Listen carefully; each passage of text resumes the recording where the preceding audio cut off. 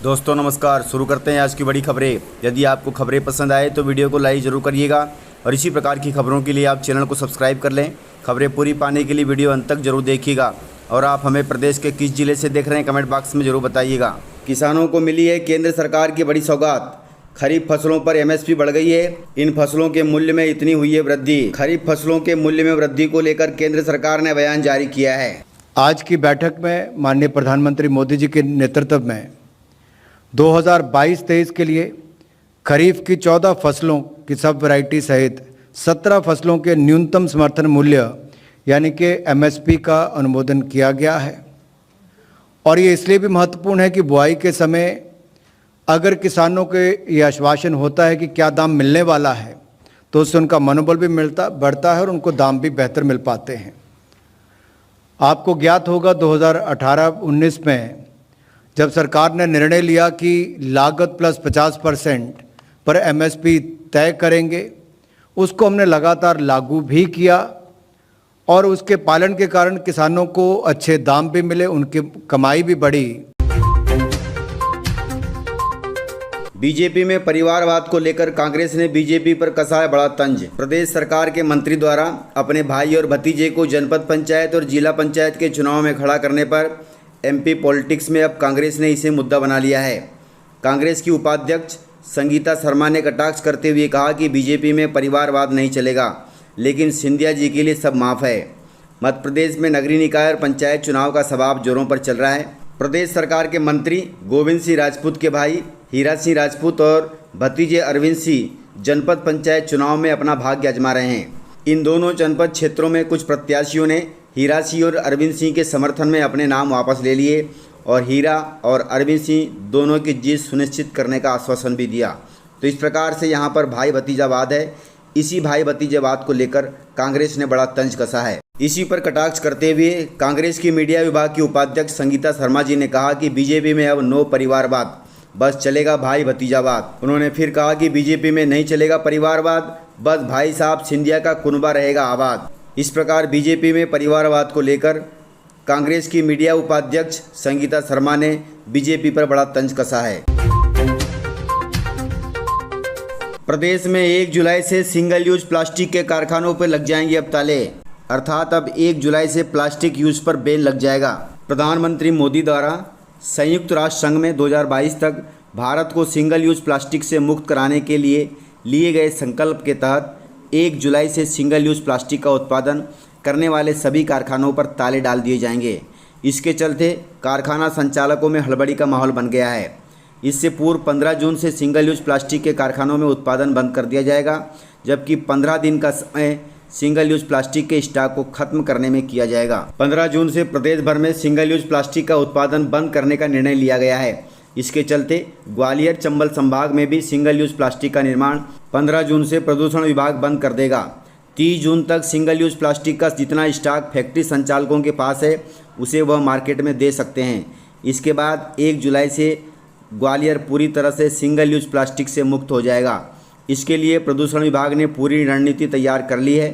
15 जून के बाद जिस फैक्ट्री में उत्पादन होता मिला तो उस पर वैधानिक कार्रवाई की जाएगी। बजट के अभाव में अटकी है पीएम आवास योजना की कॉलोनी, पूरा नहीं हो पा रहा है गरीबों के घर का सपना। प्रधानमंत्री आवास योजना के तहत नगर निगम मुरैना में मल्टी स्टोरी आवासीय कॉलोनी सालों बाद भी अधूरी है। इस कारण हजारों परिवारों का निजी घर का सपना अधूरा है। दिक्कत की बात यह है कि इन आवासों के पूरा होने के आसार भी फिलहाल नज़र नहीं आ रहे हैं। भुगतान के अभाव में ठेकेदारों ने भी काम बंद कर दिया है। अफसर इन कॉलोनियों की हालत भी देखने नहीं जा रहे हैं। उधर गरीब परिवार आवासों के लिए दफ्तरों के चक्कर काट रहे हैं। इस प्रकार बजट के अभाव में प्रधानमंत्री आवास योजना की कॉलोनी अधूरी रह गई है, जबकि सरकार का कहना है कि 2022 तक सभी गरीबों को पक्का घर दे दिया जाएगा। देश में राष्ट्रपति का चुनाव होना है। राष्ट्रपति चुनाव की तारीखों का होगा अब ऐलान, क्योंकि 24 जुलाई को खत्म हो रहा है राष्ट्रपति रामनाथ कोविंद जी का कार्यकाल। भारतीय संविधान के अनुसार अगले राष्ट्रपति का चुनाव मौजूदा कार्यकाल के खत्म होने से पहले कराया जाना जरूरी है। साल 2017 में चुनाव 17 जुलाई को आयोजित हुए थे, जिनके नतीजे 3 दिन बाद अर्थात 20 जुलाई को घोषित कर दिए गए थे। राष्ट्रपति का चुनाव संसद के दोनों सदनों के निर्वाचित सदस्यों और केंद्र शासित प्रदेश समेत सभी राज्यों की विधानसभाओं के निर्वाचित सदस्यों द्वारा किया जाता है। इस प्रकार से देश में अगला राष्ट्रपति कौन होगा, इसका ऐलान कुछ ही दिनों में हो जाएगा। पंचायत चुनाव के लिए मध्य प्रदेश के 14 जिलों में मतपेटियां कम पड़ रही है। इसके लिए राज्य निर्वाचन आयोग द्वारा व्यवस्था बनाई जा रही है। पड़ोस के जिलों से लाई जाएंगी मतपेटियां। मध्य प्रदेश में पंचायत चुनाव 3 चरणों में होने हैं। इसके लिए 71,643 मतदान केंद्र बनाए गए हैं। मतदान मतपत्र के माध्यम से होगा। 500 मतदाता होने पर प्रत्येक मतदान केंद्र पर एक बड़ी मतपेटी और 501 से 700 मतदाता होने पर एक बड़ी और एक छोटी मतपेटी तथा 700 से अधिक मतदाता होने पर 2 बड़ी मतपेटी की व्यवस्था रहेगी। मतदाता की संख्या के आधार पर मतपेटियों की चरणवार आवश्यकता का आकलन करने पर 14 ऐसे जिले चिन्हित किए गए हैं जहां अभी भी मतपेटियां कम हैं। इन जिलों में पड़ोस के जिलों से मतपेटियां मंगाने के लिए सभी कलेक्टरों को आदेश दे दिए गए हैं। राज्य निर्वाचन आयोग के सचिव राकेश सिंह ने बताया कि धार, देवास, खंडवा, बुरहानपुर, नर्मदापुरम, बैतूल, हरदा, नरसिंहपुर, सिवनी, बालाघाट, सीधी, उमरिया, अनूपपुर और कटनी जिले में मतदाताओं की संख्या के आधार पर मतपेटियों की कमी सामने आई है। इन जिलों को मतपेटियों की आपूर्ति पड़ोस के जिलों से करने के लिए सभी जिला कलेक्टरों को निर्देशित किया गया है। इस प्रकार से राज्य निर्वाचन आयोग पंचायत चुनाव की तैयारियों के लिए सभी जिला कलेक्टरों को निर्देश दे रहे हैं। किसानों के लिए काम की खबर है। यदि आपने समर्थन मूल्य पर चना बेचा है और आपके बैंक खाते में पैसा नहीं आया है तो समझ लें कि बैंक खाते से आपका आधार लिंक नहीं है। आपको खरीदी केंद्र पे जाकर के इसे अपडेट कराना होगा, तब आपके बैंक खाते में पैसा आ जाएगा। यदि आपने समर्थन मूल्य पर चना बेच दिया और आपके खाते में पैसा नहीं आया तो किसी सर्वर की समस्या नहीं है। इसका कारण आपके बैंक खाते से आधार कार्ड लिंक नहीं है, जिसके चलते आपका भुगतान अटका हुआ है। जिला विपणन अधिकारी ने बताया है कि ऐसे में किसान तत्काल उसी खरीदी केंद्र पर जाएं जहां चना बेचा है। खरीदी केंद्र के प्रभारी या कंप्यूटर ऑपरेटर से मिलें और अपना आधार तथा बैंक खाता दें ताकि पंजीयन से उसे लिंक किया जा सके। खंडवा जिले से खबर है। खंडवा जिले के डीएमओ के अनुसार मध्य प्रदेश शासन ने रबी विपणन वर्ष 2022-23 में किसानों से समर्थन मूल्य पर चना, मसूर एवं सरसों का उपार्जन 21 मार्च से 7 जून तक किया था।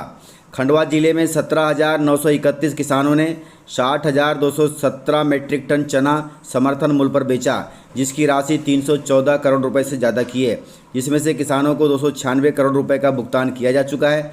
अभी बाकी भुगतान बचा हुआ है। बचा हुआ भुगतान किसानों के बैंक खातों में तभी होगा जब तक उनका आधार कार्ड बैंक खाते से लिंक नहीं होगा। जिन किसानों का आधार कार्ड बैंक से लिंक नहीं है उनका भुगतान असफल हो रहा है। किसानों के खाते में उनकी विक्रय का पैसा नहीं पहुंच पा रहा है। जिन किसानों का भुगतान उनके खातों में नहीं आया है वह तत्काल जिस उपार्जन केंद्र पर चने का विक्रय किया है उस केंद्र प्रभारी या कंप्यूटर ऑपरेटर से तत्काल मिलकर अपने आधार कार्ड एवं बैंक अकाउंट नंबर को अपने पंजीयन से लिंक कराएं और अपना भुगतान पाएं। इस प्रकार से यदि आपने कोई भी फसल बेची है और आपकी फसल का भुगतान नहीं हुआ है तो यह प्रक्रिया अपना करके आप अपना भुगतान पा सकते हैं। मध्य प्रदेश के भोपाल, इंदौर समेत प्रदेश के 7 शहरों में निकाय चुनाव लड़ेगी असदुद्दीन ओवैसी की पार्टी। असदुद्दीन ओवैसी की AIMIM पार्टी मध्य प्रदेश में निकाय चुनाव लड़ेगी। पार्टी प्रमुख असदुद्दीन ओवैसी ने ऐलान किया है कि उनकी पार्टी इंदौर, भोपाल, जबलपुर, खरगोन, बुरहानपुर, रतलाम और खंडवा में नगर पालिकाओं का चुनाव लड़ेगी। अब देखना होगा कि असदुद्दीन ओवैसी की पार्टी नगर पालिका का चुनाव इन शहरों में जीतती है या नहीं। प्रदेश की पहली ग्राम पंचायत है जहां पिछले 32 सालों से किसी पद पर दूसरा उम्मीदवार खड़ा नहीं हुआ है। यह पंचायत 7वीं बार निर्विरोध जीती है और इसका फैसला मंदिर में होता है। सागर जिले से खबर है। सागर जिले की रहली जनपद पंचायत की पिपरिया गोपाल ग्राम पंचायत में 32 साल से पंचायत चुनाव में मतदान नहीं हुआ। यहां लगातार 7वीं बार सरपंच व पंच के सभी पदों पर निर्विरोध उम्मीदवार चुने गए हैं। सरपंच व पंच के 16 पदों पर महिलाओं को ही चुना गया है। चुनाव कार्यक्रम घोषित होते ही ग्रामीण जन मंदिर में एकत्रित होकर सरपंच व पद के उम्मीदवार का चयन करते हैं। नामांकन जमा होने के एक दिन पहले होने वाली इस बैठक में गांव की महिलाएं, पुरुष, बड़े बूढ़े व युवा सब एकत्रित होते हैं और कसम खाते हैं कि गांव के बुजुर्गों का जो निर्णय होगा वह सभी को मान्य होगा और इसी प्रकार से वह अपनी पंचायत को चलाते हैं। इस बार भी यही फैसला हुआ है जो कि प्रदेश में एक मिसाल पंचायत होगी। पंचायत चुनाव के लिए मतदाता जागरूकता अभियान शुरू हो गया है। इसके लिए गांव-गांव में हो रही है मुनादी। अलग अलग कलर के मतपत्रों से होगा मतदान। छतरपुर जिले से खबर है। छतरपुर कलेक्टर और जिला निर्वाचन अधिकारी जी के अनुसार पूरे जिले में मतदाता जागरूकता अभियान चलाया जा रहा है ताकि पंचायत और नगरीय निकाय चुनाव निष्पक्ष एवं शांतिपूर्ण हो। सामाजिक दल को गांव-गांव में गीत संगीत के माध्यम से मतदाताओं को जागरूक करने का दायित्व सौंपा गया है। जिले के सभी जनपद पंचायतों के सीईओ को निर्देशित किया गया है कि वो मतदाता जागरूकता अभियान के अंतर्गत गांव-गांव में डोंडी पीटकर मुनादी कराएं। मतदाताओं को यह जानकारी दें कि इस बार पंचायतों के निर्वाचन में मतपत्रों पर मुहर लगाकर मतदान मतपेटी के माध्यम से किया जाएगा। वहीं कलेक्टर साहब द्वारा सभी शासकीय शिक्षकों से भी आह्वान किया गया है कि वह अपने अपने नज़दीकी गांव में जाकर मतदाता जागरूकता अभियान में सहयोग करें और सभी शिक्षक मतदाताओं से बातचीत कर उन्हें मतदान के लिए प्रेरित करें ताकि जिले में शांतिपूर्ण और 100% मतदान हो सके। इस प्रकार से कलेक्टरों और जिला निर्वाचन अधिकारियों द्वारा अपने अपने जिले में पंचायत चुनाव को लेकर पूरी व्यवस्थाएं बनाई जा रही है। तो इस प्रकार से जानकारियां थी।